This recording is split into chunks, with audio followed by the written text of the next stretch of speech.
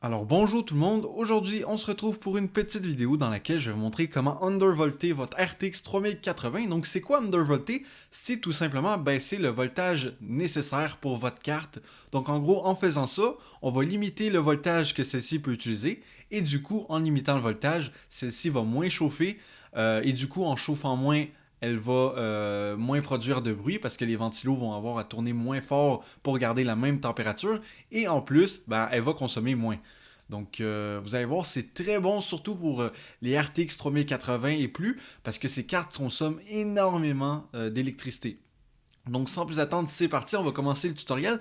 Donc je tiens à vous dire qu'on va avoir besoin de deux outils. Donc contrairement à AMD qui inclut tout simplement dans leur driver un système d'overclocking et un système de stress test, et bien chez Nvidia, il n'y a pas ça. Donc du coup, il va falloir télécharger un outil qui s'appelle MSI Afterburner qui va tout simplement nous permettre de downvolter notre carte graphique. Donc il faut savoir que vous n'allez pas perdre du tout de performance, vous allez même en gagner parce qu'on va être capable de undervolter tout en augmentant la fréquence de votre carte graphique. Vous allez voir, c'est super simple, il suffit de suivre le tutoriel. Donc première chose qu'il va falloir faire, c'est tout simplement aller télécharger MSI Afterburner.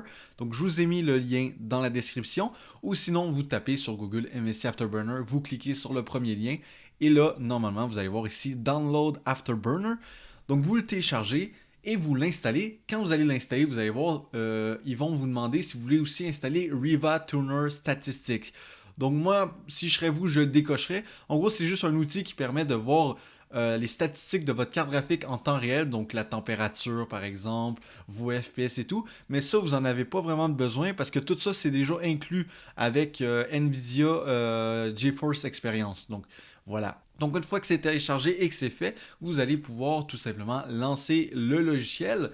Et une fois que vous allez l'avoir lancé, soit il va y avoir une petite fusée qui va apparaître ici, ou sinon la page va s'ouvrir directement. Donc comme ça, bon vous aurez peut-être pas le même skin. Donc là on va s'assurer de tout qu'on ait le même skin. Donc vous allez voir une roue dentée à quelque part. Moi la roue dentée est ici. Donc si vous avez déjà le même skin, ça ne sert à rien de faire ces pas-là.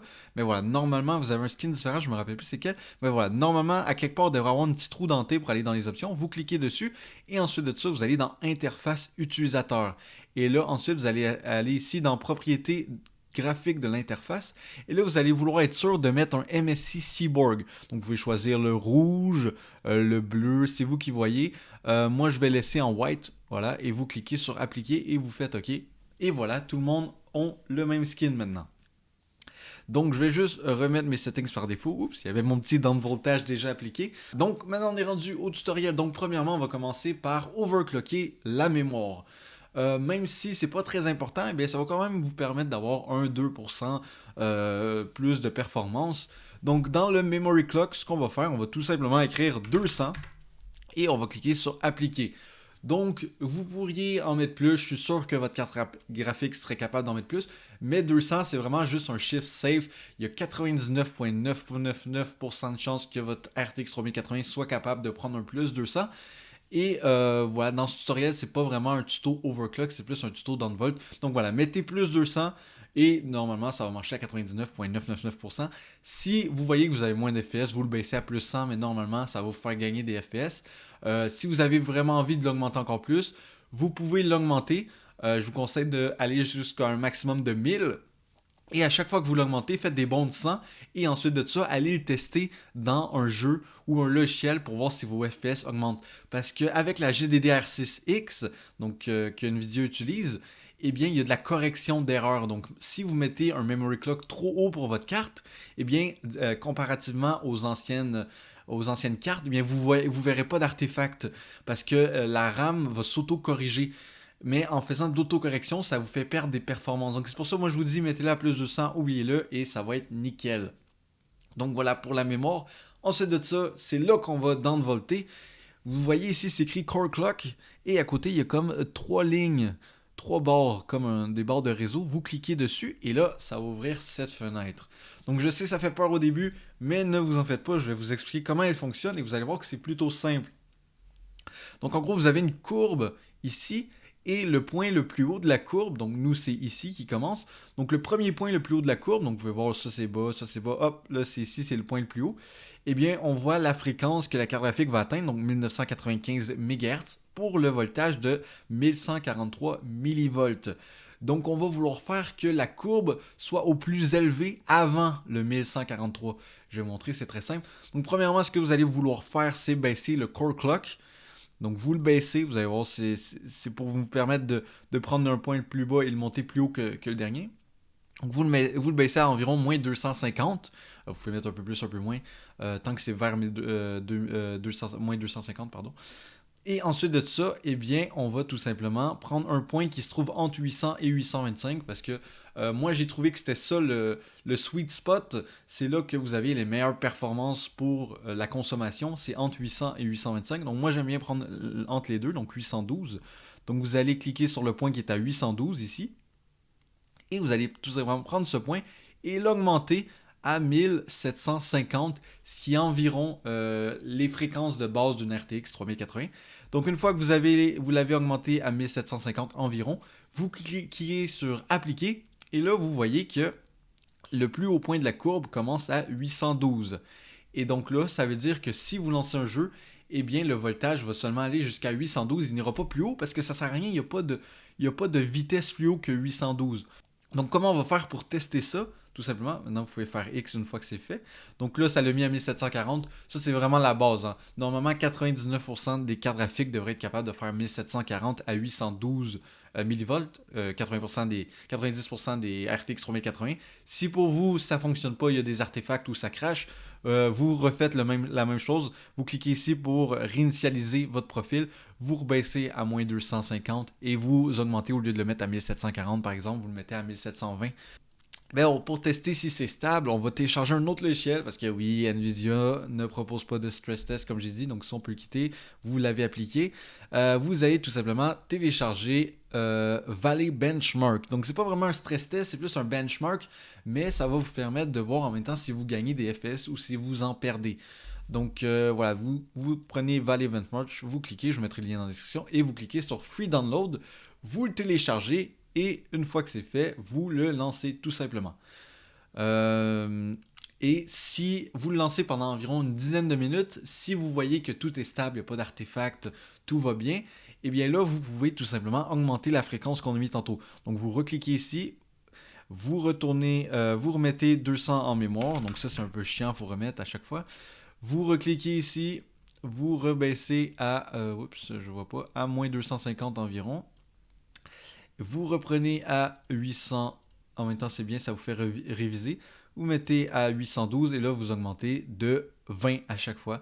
Donc là je mettrai par exemple 1777, je fais play et là on voit que le plus haut point va être à 1770.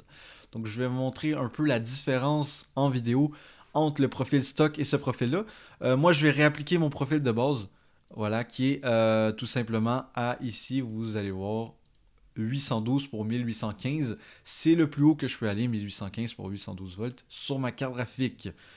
Donc voilà, j'applique le profil et là je vais vous montrer la différence entre le profil qu'on vient de créer et celui de base.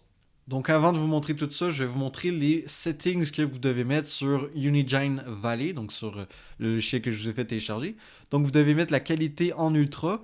Vous devez mettre l'anti-aliasing au maximum et votre résolution, mettez-la au maximum. Donc plus c'est haut, mieux c'est. Moi, mon écran est 1440p, du coup le maximum c'est 1440p. Si vous avez un écran 4K, mettez-le 4K. Si vous avez un écran 1080p, mettez-le 1080p. Bref, mettez tout au max et ensuite vous cliquez sur Run, tout simplement.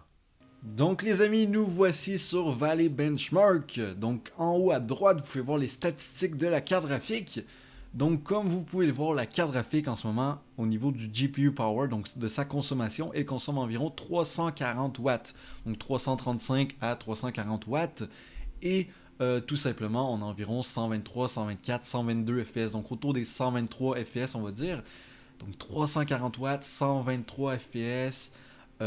Et tout simplement, la température de la carte graphique est à 63 degrés. Et maintenant, si on va tout simplement appliquer l'Undervolt, donc si je fais ça 2 secondes, hop, comme ceci, hop, et je reviens sur Valley Benchmark, et bien là, vous allez voir que le GPU Power est rendu à 250 watts, 250 à 255 watts, donc elle consomme environ 80 à 90 watts de moins, donc ce qui est vraiment super bien, et nos FPS, regardez, sont toujours autour de 121 à 125 FPS, donc c'est super bien. Le GPU aussi a déjà baissé à 57 degrés, donc je pense qu'il était à 63, je pense. Donc on a déjà perdu 5 degrés tout en gardant les mêmes FPS et en réduisant la consommation de 90 watts. Donc maintenant, je vais vous montrer comment sauvegarder votre profil. Donc une fois que vous avez appliqué, comme je vous ai dit, la courbe et que vous avez mis le 200 MHz au niveau de la mémoire, eh bien vous allez tout simplement ici cliquer sur l'icône de sauvegarde et vous allez cliquer sur le chiffre 1 ou 2 ou 3, c'est vous qui décidez quel profil. Moi par exemple, je vais sauvegarder sur le profil 5. Et ensuite de ça, vous allez tout simplement vouloir ici, si ce n'est pas déjà en rouge, cocher Startup, voilà, pour qu'il soit ouvert. Donc comme ça, le profil est appliqué quand l'ordi s'ouvre. Vous allez aussi vouloir aller dans les options, ici tout simplement, et vous allez cliquer Démarre avec Windows et Démarre minimisé. Une fois que c'est fait, vous faites Appliquer et voilà, votre profil va s'appliquer à chaque fois que vous allez démarrer votre ordi et le logiciel aussi va se lancer. Donc il faut savoir que quand il se lance, il est toujours réduit comme ça en bas, donc il n'est pas du tout dérangeant. Donc laissez-le toujours ouvert, donc ne faites jamais le petit X, faites toujours le petit comme ça. Comme ça, votre profil, vous êtes sûr qu'il reste appliqué. Donc moi en tout cas, j'espère que cette vidéo vous aura plu. Amusez-vous bien à undervolter votre carte. C'était Kesnight et on se dit à plus tard les gens. Allez, ciao tout le monde, peace!